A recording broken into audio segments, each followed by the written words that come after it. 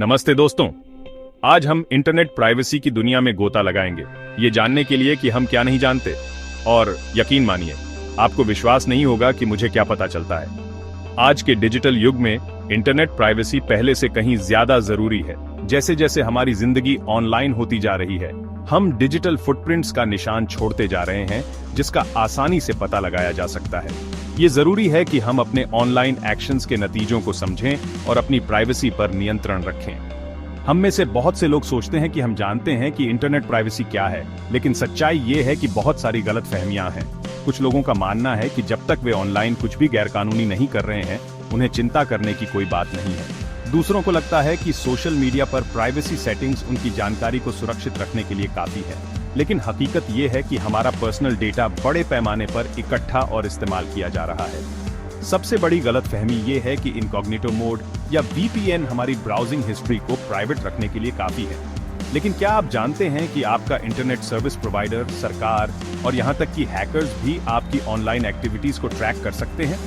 हम यहाँ सिर्फ टारगेटेड एड्स की बात नहीं कर रहे हैं, हम प्राइवेसी के गंभीर उल्लंघनों की बात कर रहे हैं, जिनके असली जिंदगी में बुरे नतीजे हो सकते हैं। एक और गलतफहमी ये है कि ऑनलाइन हमारे पर्सनल डेटा पर हमारा नियंत्रण होता है, लेकिन सच्चाई ये है कि हर बार जब हम किसी सर्विस के लिए साइन अप करते हैं या कोई ऐप डाउनलोड करते हैं, तो हम इसे मुफ्त में दे देते हैं, और एक बार हमारा डेटा बाहर आ जाता है तो उसे वापस पाना लगभग नामुमकिन है। हम यहाँ सिर्फ अपने नाम और पते की बात नहीं कर रहे हैं, हम अपनी पसंद, अपनी आदतों, अपने डर और अपनी इच्छाओं की बात कर रहे हैं। हमारी ऑनलाइन प्राइवेसी के लिए खतरे असली हैं, और वे हमारे सेंगाग से ज्यादा गंभीर हैं।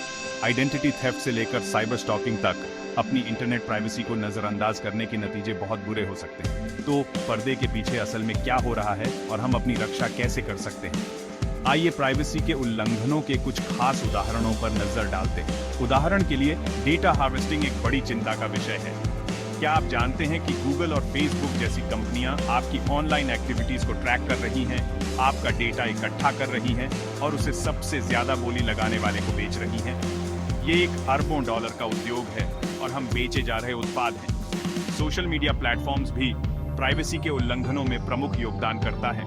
हम सिर्फ उन एल्गोरिथम्स की बात नहीं कर रहे हैं जो हमारे फीड्स को क्यूरेट करते हैं, हम इस तथ्य की बात कर रहे हैं कि हमारे पर्सनल डेटा का इस्तेमाल हमारी भावनाओं, हमारी राय और यहाँ तक कि हमारी वोटिंग हैबिट्स में हेरफेर करने के लिए किया जा रहा है।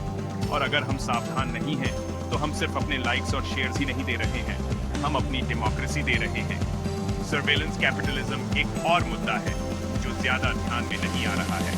क्या आप जानते हैं कि हमारे स्मार्टफोन्स हमारी लोकेशंस, हमारी कॉन्वर्सेशन और यहाँ तक कि हमारे बायोमेट्रिक डेटा को भी ट्रैक कर रहे हैं? यह एक बहादुर नई दुनिया है और यह हर मिनट बहादुर होती जा रही है। स्मार्ट होम डिवाइसेस से लेकर फिटनेस ट्रैकर्स तक हम खुद को ऐसे गैजेट से घेर रहे हैं जो लगातार हमारा डेटा इकट्ठा कर रहे हैं, और एक बार डेटा बाहर आ जाता है तो इसका इस्तेमाल हमारे खिलाफ ऐसे तरीकों से किया जा सकता है जिनकी हम कल्पना भी नहीं कर सकते।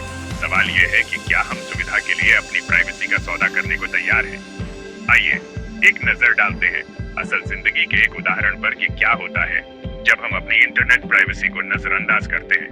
कैम्ब्रिज एनालिटिका स्कैंडल इस बात का एक अच्छा उदाहरण है कि क्या गलत हो सकता है जब हम गलत लोगों पर अपने डेटा के साथ भरोसा करते हैं। याद है जब लाखों फेसबुक यूजर्स का डेटा इकट्ठा किया गया था और यूएस प्रेसिडेंशियल इलेक्शन को प्रभावित करने के लिए इस्तेमाल किया गया था? यह हम में से कई लोगों के लिए एक चेतावनी थी, और ये एक याद दिलाता है कि हमारे ऑनलाइन एक्शंस के असल जिंदगी में बुरे नतीजे होते हैं। कैम्ब्रिज एनालिटिका का मामला इस बात का एक भयानक उदाहरण है कि क्या हो सकता है जब हम अपनी ऑनलाइन प्राइवेसी के बारे में प्रोएक्टिव नहीं होते हैं। ये सिर्फ हमारे पर्सनल डेटा के बारे में नहीं है, ये हमारी डेमोक्रेसी, हमारी आजादी और हमारे भविष्य के बारे में है। तो इन सब से क्या सीख मिलती है? इंटरनेट प्राइवेसी सिर्फ एक एब्स्ट्रैक्ट कॉन्सेप्ट नहीं है, यह हमारी डिजिटल लाइफ्स का एक अहम पहलू है। हमें इस बात के बारे में ज्यादा जागरूक होने की जरूरत है कि पर्दे के पीछे क्या हो रहा है, और हमें बहुत देर होने से पहले अपनी प्राइवेसी पर नियंत्रण करने की जरूरत है। देखने के लिए धन्यवाद, और नीचे कमेंट्स में इंटरनेट प्राइवेसी पर अपने विचार शेयर करना ना भूलें। अगर आप डिजिटल सेफ्टी और ऑनलाइन प्राइवेसी के बारे में और जानकारी चाहते हैं तो मेरे दूसरे वीडियोस जरूर देखें।